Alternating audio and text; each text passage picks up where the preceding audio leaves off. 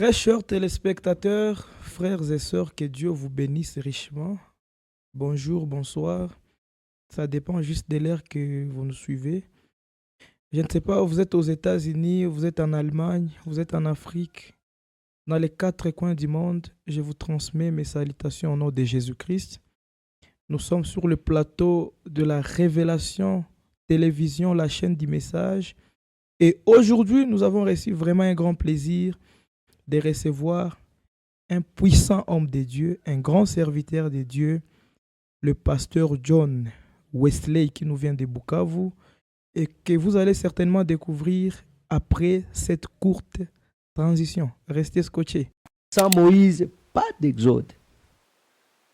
Et aujourd'hui, sans William Branham, pas de salut. Si vous ne croyez pas au prophète William Aaron Branham, automatiquement vous êtes perdu. Même si vous croyez au Seigneur Jésus-Christ, l'autorité qu'Adam avait perdue dans le jardin d'Éden, aujourd'hui, grâce à l'ouverture du 7e sceau, nous avons cette même autorité. Parce que l'épouse est sans tache, ni ride, ni rien de semblable. L'épouse n'a jamais péché. Dieu s'est servi du message de Frère Branham pour créer les cieux et la terre. Tout vrai lecteur du message connaît qu'une fois que le 7e sceau est ouvert, ça met fin à tout. Les lits de Malachie 4, lui et son groupe vont dans l'enlèvement sans passer par la mort. Et voilà, comme nous l'avons dit tantôt dans la présentation, nous avons reçu un grand monsieur, un homme puissant, l'homme de Dieu, que voilà, le pasteur John Wesley, à qui nous disons Shalom, pasteur, que Dieu vous bénisse. Amen, amen. Shalom, précieux frère Isaac. Amen. C'est pour nous un grand honneur et un grand privilège de recevoir un puissant homme de Dieu que vous êtes, pasteur. Et je ne sais pas quelles sont tes impressions par rapport à la chaîne du message, la Révélation TV qui vous reçoit aujourd'hui. Ah oui, je suis très content et je bénis le Seigneur pour le travail que vous faites pour lui. J'aime la Révélation TV.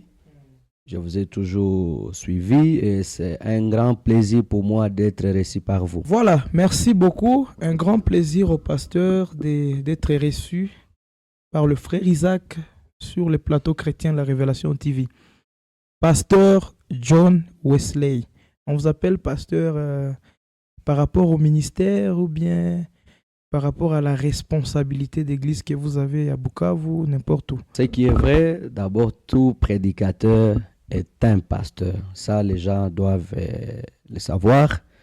Mais à part cela, j'ai une église qui se trouve à Kibe, dans le territoire de Mwenga, qui s'appelle Rehoboth Tabernacle. J'avais commencé une œuvre là-bas et l'église va très bien. Voilà, humble serviteur, c'est-à-dire pasteur de l'église Rehoboth Tabernacle, c'est-à-dire Kamituga, dans le site Kivu, le territoire de Mwenga. Voilà, que Dieu vous bénisse. Et aujourd'hui, vous êtes à Goma et des fois à Bukavu. Comment vous êtes berger d'une église un peu éloignée de la ville de Bukavu, de la ville de Goma, vous en tant que pasteur? Bon, Dieu appelle encore. Hein? Dieu appelle encore. À part moi, il y a d'autres serviteurs de Dieu dans l'église. Donc, à mon absence, ils peuvent facilement relever les défis et faire continuer l'œuvre. Il est vrai que je suis leur berger, je suis le fondateur de cette église. J'avais commencé cette église sous la conduite du Saint-Esprit. Mais il y a d'autres serviteurs de Dieu qui sont là-bas, dont je salue en passant. L'homme de Dieu Destin Riziki. Il y a les frères Triomphe. En tout cas, ils font un grand travail là-bas pour le Seigneur.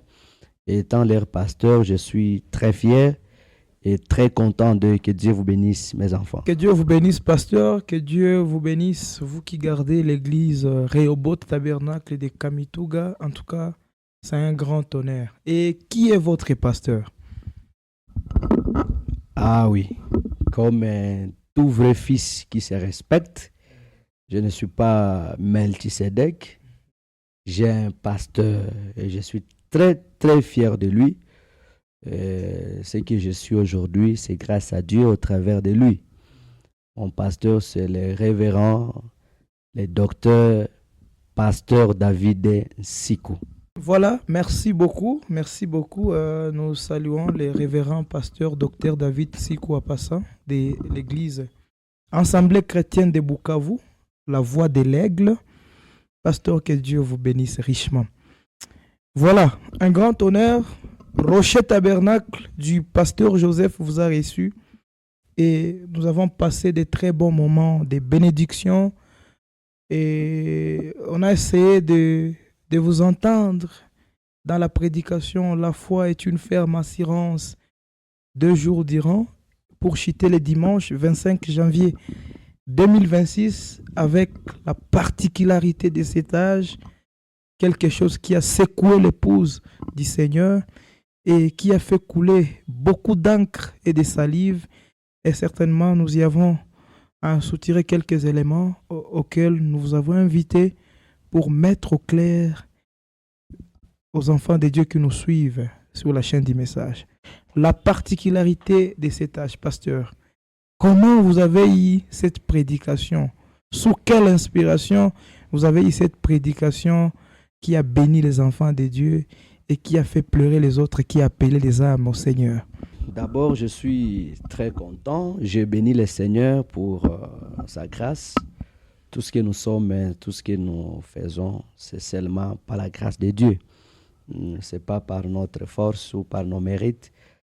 Rien que sa grâce. Et avant de répondre à cette question, je commence d'abord par remercier le pasteur Joseph Kabunga du Rocher Tabernacle qui m'avait donné cette opportunité de venir parler dans son église. Le Seigneur nous a donné certainement des réunions merveilleuses. Nous avions parlé sur la foi est une ferme assurance. Et puis le dimanche, comme vous venez de le dire, nous avions parlé sur la particularité de cet âge. Là, nous étions en train de montrer aux enfants de Dieu les merveilleuses promesses de cet âge ici. Donc, ce que Dieu a fait et a accompli dans notre temps. Parce que nous vivons au temps de la fin. Et ici, ce n'est pas la portion.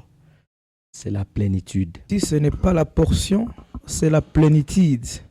La plénitude dans tous les croyants du message, la plénitude dans l'individu ou bien c'est réparti dans les 5 ministères des Éphésiens 4. Non, Dieu c'est un Dieu d'ordre. Dieu ne travaille pas en désordre. Donc, dans un âge donné, Dieu suscite d'abord un messager. C'est lui les prémices, les premiers arrivés à la maturité. Et la parole ne vient pas à un groupe de gens. Frère Branham dit que la doctrine de Corée ne voulait pas accepter le fait que le programme était d'abord réservé à un homme parce que la parole vient à un prophète majeur. Donc quand nous parlons de la plénitude, cette plénitude devait d'abord atterrir dans William Marot Branham et avant de nous atteindre parce que la parole vient au prophète. Voilà, la parole vient au prophète. Merci beaucoup, pasteur. En tout cas, que Dieu vous bénisse. Au cours de votre prédication de dimanche 25 janvier 2026, en tout cas, il y a des mots étranges que le pasteur a lancés. Et peut-être qu'on a voulu élucider, éclairer cela avec le message de Frère Branham. Après avoir crié à Dieu le Père, Dieu le Fils et Dieu le Saint-Esprit, croyez aussi en moi comme l'un d'eux. C'est-à-dire, c'est une mesure d'égalité avec les 3 dispensations des divinités de Dieu, ou bien c'est juste croire au prophète comme messager ou prophète, ou bien bon. Essayez un peu de nous mettre au clair cette déclaration prophétique et surtout avec l'appui du prophète pour donner cette différence, ou peut-être qu'il n'y en a pas. Moi, je n'ai pas une autre révélation au-dessus de ce que William Branham a dit. Je me limite là où Branham s'est limité. Il dit que quand vous croyez au Dieu le Père, vous faites du bien, vous faites très bien, c'est une bonne chose. Quand vous croyez Dieu le Fils, très bien, c'est une bonne chose. Dieu et Saint-Esprit, très bien. Et après avoir créé en ces trois personnes, Dieu vous exige de croire aussi à moi, comme dans l'un d'eux. Et parce que vous êtes sans ignorer que la chose la plus difficile pour Dieu, c'est d'amener un mortel à croire à un autre mortel. Alors que c'est ça le plan de Dieu. Dans toutes les générations, chaque fois que les gens voulaient voir Dieu, c'est un homme qu'ils ont vu. Et c'est impossible d'être sauvé, c'est impossible d'être délivré, c'est impossible de recevoir la vie éternelle sans croire. Voilà pourquoi Dieu a donné à William Branham une exigence. Il a dit, tu dois tout faire pour amener ces gens-là à te croire. Donc, aujourd'hui, je peux le dire clairement que si vous ne croyez pas au prophète William Branham, automatiquement vous êtes perdu. Même si vous croyez au Seigneur Jésus-Christ, vous devez croire à la personne que Dieu vous a envoyée. Parce qu'au temps de Noé, il y a ceux qui croyaient Jéhovah. Mais ceux qui ont rejeté Noé, même s'ils croyaient Jéhovah, ils étaient perdus. Et remplaçons juste X par sa valeur. C'est bon, pasteur, dire que même si vous croyez au Seigneur Jésus-Christ et que vous rejetez William Branham, vous êtes automatiquement perdu. Ce n'est pas être extrémiste quelque part. Non, c'est juste la vérité. C'est juste la vérité. Nous devons croire la personne qui nous a apporté la parole. Dans le premier Exode, si vous ne croyez pas à Moïse, même si vous restez là-bas en train de prier, je crois à Jéhovah, je ne crois pas à Moïse, mais tu restes esclave de Pharaon. Donc, la libération, l'Exode était conditionné de suivre un homme. Sans Moïse, pas d'Exode. Et aujourd'hui, sans William Branham, pas de salut. Et quand vous évoluez avec les prophètes quelque part, il nous dit que quand Jésus était allé aux âmes qui étaient en prison, il disait à ces gens-là, je vous ai envoyé Noé. Pourquoi vous n'avez pas cru en lui? Je vous ai envoyé Moïse. Pourquoi vous n'avez pas cru en lui? Et comme vous ne voulez pas croire en eux, vous êtes perdus. Alors que ces gens-là croyaient en Jéhovah. Donc l'exigence dans un âge donné, c'est de croire le message et les messagers du prophète que Dieu vous envoie dans votre temps. Voilà, merci beaucoup pasteur, en tout cas que Dieu vous bénisse. C'est trop clair, même si vous n'avez pas encore donné même une citation, mais je crois que c'est trop clair par rapport à ça. Pasteur, dites-nous, c'est quoi le rôle de l'ouverture des 7 sceaux? C'est quoi le rôle de l'ouverture des 7 sceaux et surtout quelle est son importance ou l'importance de l'ouverture des 7 sceaux, surtout dans cet âge où nous vivons? Le 7e sceau, c'est ça notre message. Le 7e sceau, c'est ça notre message. Et l'importance de l'ouverture du 7e sceau, c'est que ça a d'abord amené Christ sur la terre, parce que c'est le 7e sceau qui ramène littéralement Jésus-Christ sur la terre. Et quand Jésus est sur la terre, il s'incarne dans son épouse. Et le 7e sceau nous a ramené aussi les livres, les titres de propriété incontestables. Donc l'autorité qu'Adam avait perdue dans le jardin d'Éden, aujourd'hui, grâce à l'ouverture du 7e sceau, nous avons cette même autorité. Merci beaucoup, pasteur, pour évoluer. Et en quoi l'ouverture du 7e sceau est-elle différente de l'ouverture des 6 autres sceaux précédents? C'est le 7e sceau qui ouvre tous les livres. Hein. Donc, même si les 6 sceaux sont brisés, les livres restent fermés. Donc, il faut que le 7e sceau s'ouvre. Une fois que parce que c'est ça, c'est les derniers sceaux. Une fois que le 7e sceau est ouvert, c'est fini. Ça met fin aux âges. C'est l'introduction du millénium. Ça ramène Christ sur la terre. Pour dire que tout est terminé, pasteur. À moins qu'on ne soit pas un vrai lecteur du message. Tout vrai lecteur du message connaît qu'une fois que le 7e sceau est ouvert, ça met fin à tout. Ça apporte l'aboutissement de toutes les Écritures. Donc tout est accompli. Tout est accompli. Vous êtes sur la chaîne du message, la Révélation TV. Si vous venez de vous connecter à court de l'émission, je vous rappelle que c'est l'homme de Dieu, le pasteur John Wesley, qui nous vient de Bukavu. Certainement, nous sommes en train de décortiquer les promesses de l'heure, parce que nous parlons sur la particularité de cet âge, surtout que c'est un grand sujet qui a béni les enfants de Dieu au Rocher Tabernacle. Je ne crois pas seulement au Rocher Tabernacle, même à Bukavu, à l'Assemblée chrétienne de Bukavu. C'est une prédication qui a béni les âmes. Pasteur, pouvez-vous juste nous donner la différence qui existe entre les cris, la voix et la trompette, selon 1 Thessaloniciens 4, 16. Ah oui. En tout cas, Branham dit que Jésus fait ces 3 choses pendant qu'il descend. Les cris, le son, la voix, c'est le message.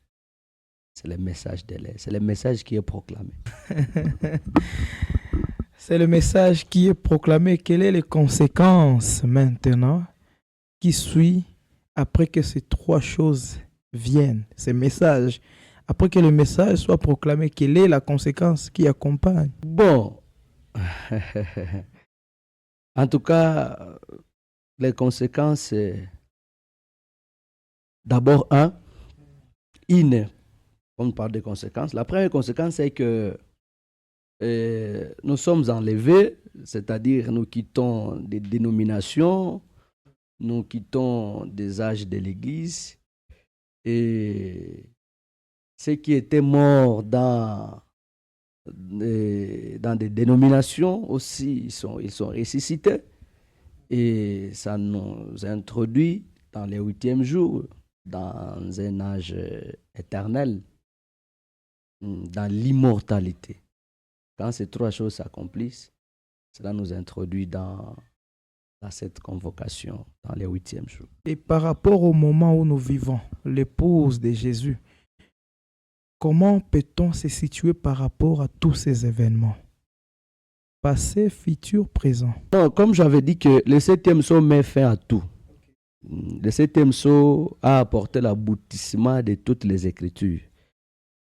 L'épouse est unie, c'est l'union invisible de l'épouse terrestre et de l'épouse céleste.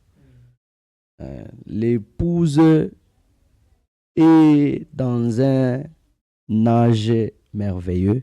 L'épouse est dans une autre dimension un peu plus rapide que ce que nous voyons. L'épouse, ce n'est pas les 16 éléments, ce n'est pas la chair.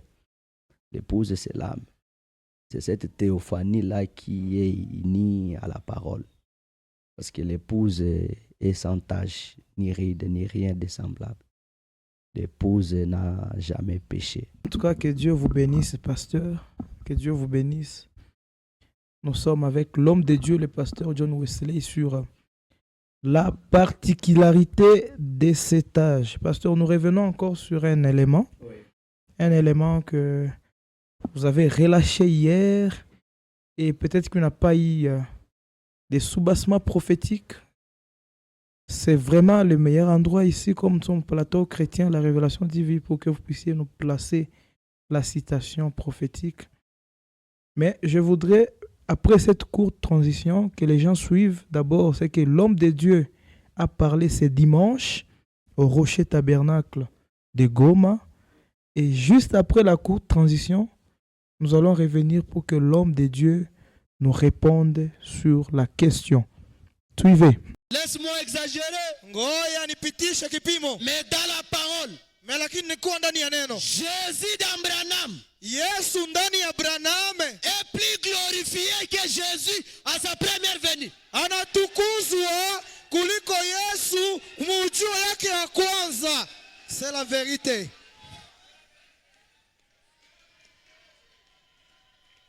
Branham dit, Branham anasema, au jour de sa chair, anasema wakati alikuwa kumwili, Jésus n'avait jamais créé. Yesu hayawahi kamwe umba. C'est une citation Ni noire mutajo sur blanc. yenye nakuwaka waziwazi. Arrêtez de me regarder comme Wacha ça. kunionaona vile.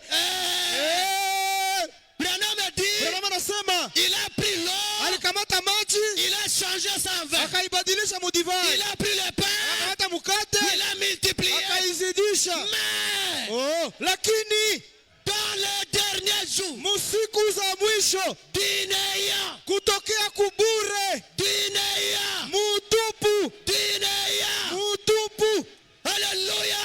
Amen. Branham a parlé Branham alisema que le Kyrie soit kindi iwe et le Kyrie fit na kindi kaonekana. la même parole Oh, ile neno du commencement. ya kula kumwanzo. Branham a parlé Alisema et le Kyrie fit na kindi kaonekana. ce que Dieu se servait Benye Mungu alikuwa anatumikisha pour créer les cieux de la juu terre. aumbe mbingu na dunia. C'était le message de William Branham. Ilikuwa ujumbe wa William Branham.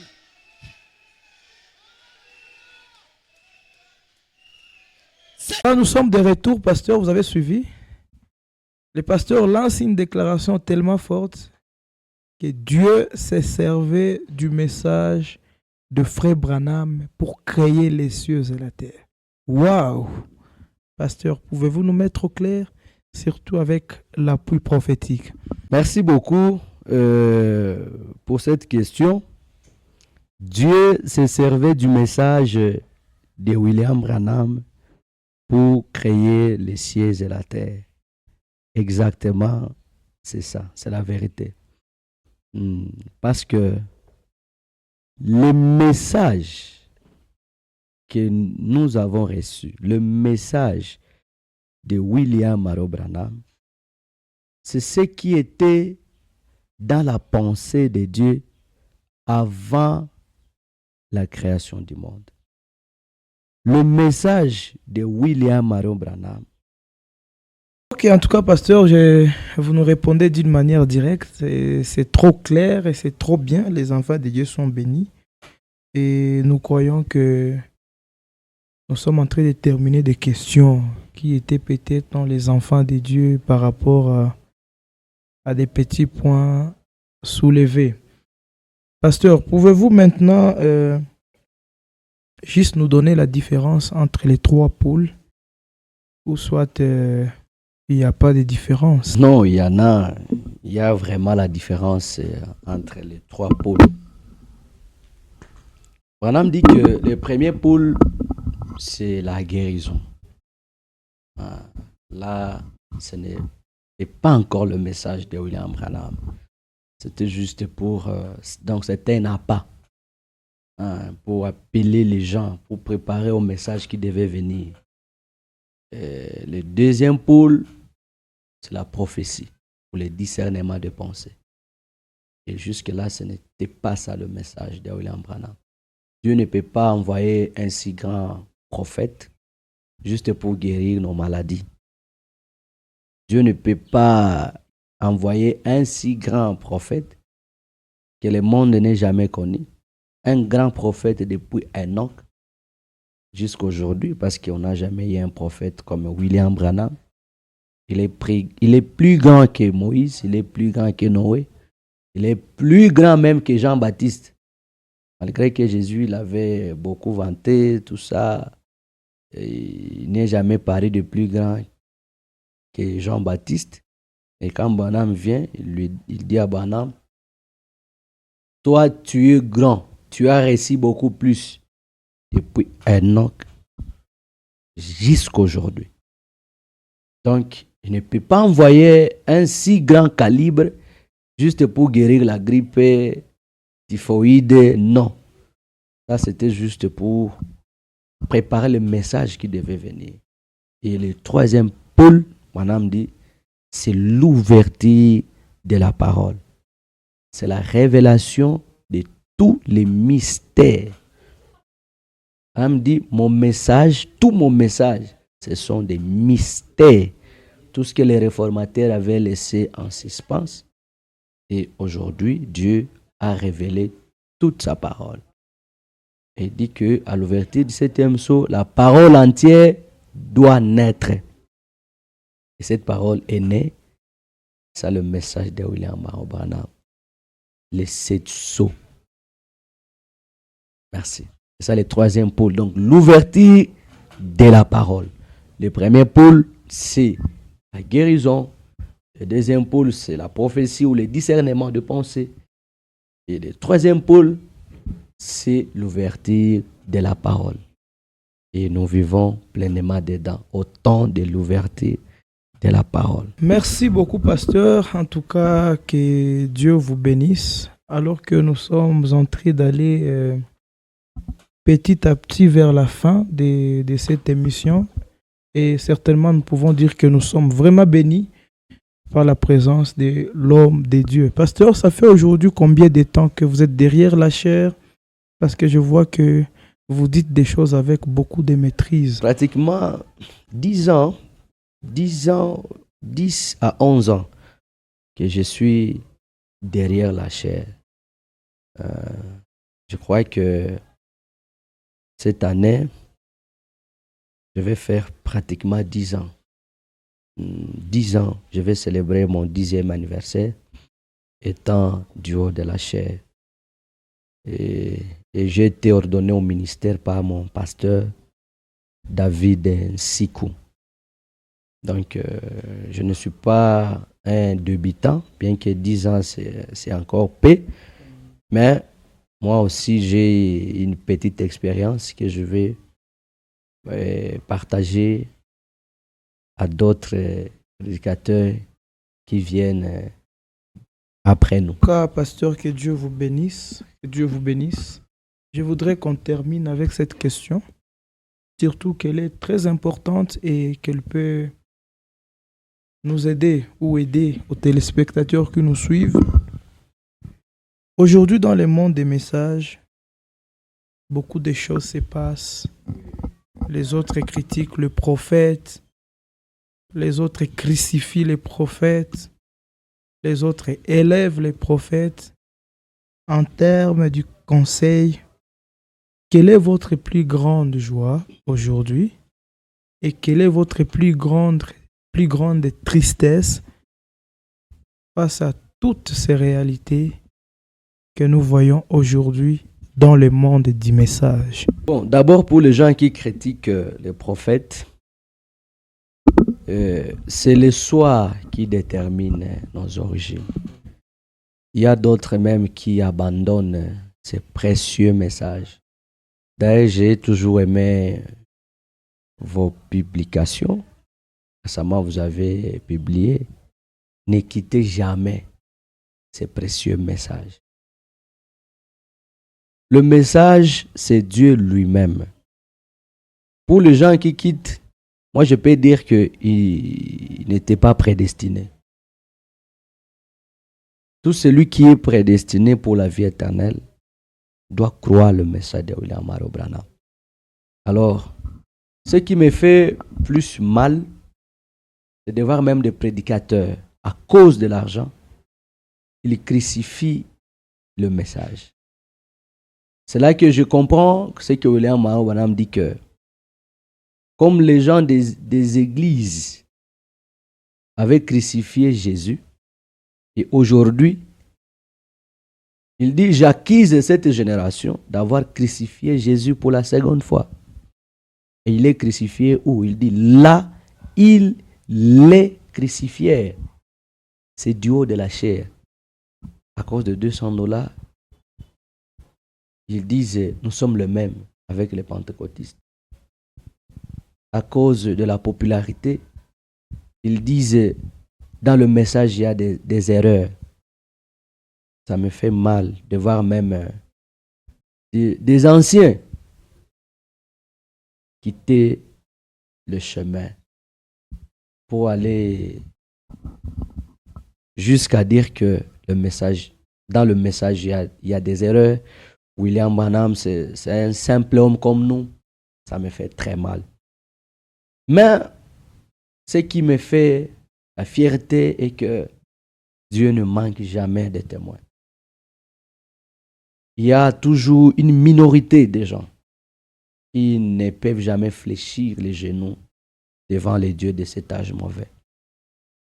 Et surtout quand je vois cette jeunesse en train de tenir les promesses.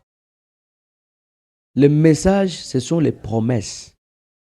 Les affaires du Père. Branham dit les affaires du Père aujourd'hui, c'est Luc 17:30, Apocalypse 10, 1 à 7, Zacharie 14:7, Hébreux 13:8, Jean 14:12 et Malachie chapitre 4. Ça me fait du bien de voir que il y a des jeunes gens, comme Branham les appelle les young people, les jeunes gens. Il dit Dieu va susciter des jeunes gens qui vont comprendre. Ils vont continuer avec le message. Il y a une prophétie qui est sur nous. Et ça me fait du bien quand moi aussi je me vois faire partie de ces gens-là qui ont eu la grâce d'être derrière le messager. Branham dit, le secret de Josué et Caleb, c'était de suivre Moïse. Qu'ils soient dans les vrais ou dans les rêves, ils étaient derrière Moïse. Et un jour, à cause de cette fidélité, à cause de cet attachement au prophète, le Dieu de Moïse est devenu le Dieu de Josué. Josué pouvait dire, soleil, arrête-toi. Et ça me fait du bien, moi aussi, à cause de l'amour que j'ai envers les prophètes. Un jour, j'étais malade, j'étais vraiment malade. Et j'ai dit à Dieu, Seigneur, à cause de l'amour que j'ai envers ton prophète, guéris-moi. Je n'avais pas fait de longues prières, j'avais juste parlé comme ça. Et j'avais des douleurs terribles dans mon corps. Et tout avait disparu. Tout ça, c'était une preuve pour dire que nous sommes dans la vérité. Je suis très fier de tous ces anciens qui disent le message ou rien. Je suis de cette école-là. Le pasteur n'est pas au-dessus du message. Il n'y a personne au monde qui est au-dessus du messager. Parce que Dieu au ciel a pensé. William Branham a parlé. Nous croyons. Et il nous incombe, nous les Éphésiens 4. Après le départ de Moïse, Dieu n'a pas donné un nouveau message à Josué. Il lui a dit, reste fidèle, ne t'en détourne ni à gauche. Si tu veux réussir, si tu veux prospérer, reste derrière le messager. Et nous aussi, nous sommes derrière le messager. Mais quelqu'un dira, mais William Branham est mort. Non, William Branham ne peut pas mourir. William Branham vit.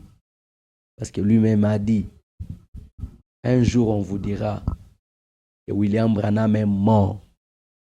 Ne le croyez pas. Même si vous lisez ça, il y a une citation, il dit, même si vous lisez ça dans un journal où on publie que Branham est mort, ne croyez pas. Moi aussi, je suis parmi les gens qui croient que William Branham ne peut pas mourir. Parce que les lits de Malachie 4, lui et son groupe vont dans l'enlèvement sans passer par la mort. Que Dieu vous bénisse, pasteur John Wesley. En tout cas, que Dieu vous bénisse. Nous sommes certainement à la fin de cette émission et vous avez quand même essayé de suivre l'homme de Dieu. Il a synthétisé beaucoup de choses et c'était trop clair. Que Dieu vous bénisse. Pasteur, peut-être... Oui. Voilà. On ne peut pas parler de William Branham sans pour autant lire d'une citation de William Branham. Pasteur, vous nous lisez une citation de William Branham et vous placez un mot pour clôturer cette émission. Merci beaucoup, merci beaucoup. Je suis dans la prédication Les Sceaux de Pâques. Les Sceaux de Pâques, prêché le 10 avril 65, paragraphe 264. Branham me dit, Qu'est-ce qu'il dit? vraiment, ô chrétiens, quelle possibilité nous avons? Nous avons des possibilités que Saint Paul n'aurait même pas rêvé d'avoir. Nous avons des possibilités qu'Enoch, Élie et les autres n'ont jamais eu. Les possibilités que nous avons maintenant. Je peux ajouter la deuxième? D'accord. Les fondements fondamentaux pour la foi. Fondement fondamental pour la foi. Branham dit 23 et 24. Vous êtes la lumière du monde. Une ville située sur une montagne qui ne peut être cachée. Et nous, ce matin, nous devrions avoir honte de nous-mêmes et confesser sincèrement et humblement notre incrédulité devant Dieu et de lui demander de nous pardonner. Branham dit, il y compte sur nous. Les gens de l'Ancien Testament n'avaient pas cette présence. Parfois, vous vous référez à Élie, à Moïse et à ces gens. Moïse, Élie et ces hommes-là étaient de grands hommes, ordonnés de Dieu, mais ils n'avaient cependant pas le privilège que vous avez. Ils n'avaient pas le privilège. Il ne leur a pas été donné la puissance d'accomplir, comme vous en avez reçu chacun de vous qui est en Christ. En effet, ils ont vu d'avance ces jours. Ils l'ont salué, ils l'ont crié, ils attendaient la venue bien avant. Et maintenant, nous vivons pleinement dedans. Et nous en avons peur. Voyez-vous, quel dommage. Et le jour, c'est une personne. Ils ont vu William Branham. Ils ont salué William Branham. Parce qu'on ne peut pas saluer lundi, on ne peut pas saluer mardi. Les jours, c'est une personne. Il dit, maintenant, nous vivons pleinement. Nous vivons au jour de William Branham. Nous vivons au temps de William Branham. Nous avons reçu un message spécial. Où est-ce que vous avez vu un homme en train de prêcher? Les fleurs poussent, ça dépasse même le prédicateur. Et le trône descend. Et les 4 onctions, l'onction de l'homme, de l'aigle, du veau et de l'homme, visibles dans l'église comme ça. Et Branham dit, il n'y a que Jésus qui devait se retrouver au milieu de ces 4 onctions. Mais quand on a regardé, au lieu de voir Jésus, on voit William Branham. C'est ça la particularité de cet âge. Un homme en train de dessiner au tableau, l'ange descend, il lui ravit les craies, il commence à répéter la même chose pour confirmer que le message c'est la vérité. Pendant qu'il est en train de baptiser, arrivé à la 17e personne, dans la rivière Ohio, la voix dit, comme j'ai envoyé une vision publique, tout le monde a vu, comme j'ai envoyé Jean-Baptiste pour préparer ma première venue, je t'envoie avec un message pour préparer ma seconde venue. Tout le message de William Branham, c'est la seconde venue. Je t'envoie avec un message. Branham se retrouve en Finlande. Mais c'est merveilleux. Un enfant mort. Branham prononce la parole. L'enfant reçoit la vie. Un petit poisson qui est mort, il prononce la parole. Mais les taureaux meurtriers, Branham prononce la parole. Mais ça, c'est le retour en Éden. C'est le retour au commencement. C'est là qu'il a dit, tout ce que Dieu était, il a déversé en Christ. Et tout ce que Christ était, il a déversé dans son Église. Nous sommes dans un âge merveilleux. Alors toi qui nous suis et que tu as un problème, crois seulement. Ce que Dieu nous a donné aujourd'hui, c'est lui-même. au cours des âges. Branham dit le Saint-Esprit était lié pendant les âges de l'Église. Mais aujourd'hui, le Saint-Esprit est lié, est délié. Parce que le Saint-Esprit était lié par des fleuves dénominationnels. Le Saint-Esprit n'agissait pas dans sa toute force, dans sa toute puissance. Mais il dit le message de l'heure, le message du temps de la fin est venu délier le Saint-Esprit. Et là, tout est possible à celui qui croit. Que Dieu vous bénisse. Voilà, que Dieu vous bénisse, chers téléspectateurs, qui nous a en tout cas donné assez de ton temps pour nous suivre. Déjà là, tu es guéri, tu es délivré pendant que l'homme de Dieu parlait des promesses de l'air. En tout cas, tout va bien, tout va bien. Pasteur, on termine l'émission, en tout cas dans une très bonne atmosphère. Que Dieu vous bénisse. Prononcez juste un mot de prière pour 1 minute alors qu'on sera en train de clôturer. Oui, avant de prononcer, quand Dieu appelle un homme, il appelle aussi sa femme. Je suis très fier de maman Ginette. Je salue mon épouse. Partout où elle va suivre cette émission, partout où elle va être maintenant en train de nous suivre, que Dieu la bénisse. Dieu m'a fait grâce. Si vous me voyez prêcher avec beaucoup d'onction, je suis calme, je suis stable. Dieu m'a fait grâce, il m'a donné une épouse douce, calme, tranquille, compréhensive et remplie du Saint-Esprit. Elle est née de nouveau. Et que cela puisse continuer comme ça. Elle me soutient, elle prie toujours pour moi. Et je bénis aussi les enfants que Dieu nous a donnés. Josué, Johanna, que Dieu bénisse ma famille. Merci beaucoup. Là maintenant, je m'aimerais prier. Seigneur Dieu Tout-Puissant, l'auteur de la vie, nous avons parlé de ta part.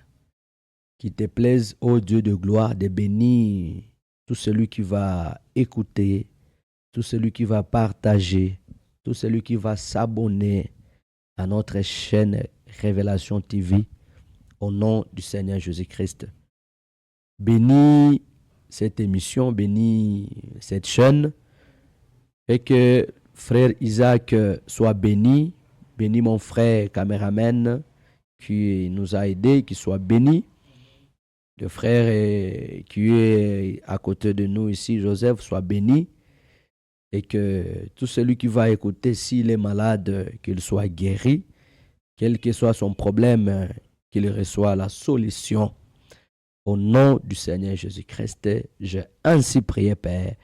Amen. Amen. Que Dieu vous bénisse et restez branchés, scotchés sur la chaîne du message pour le prochain rendez-vous.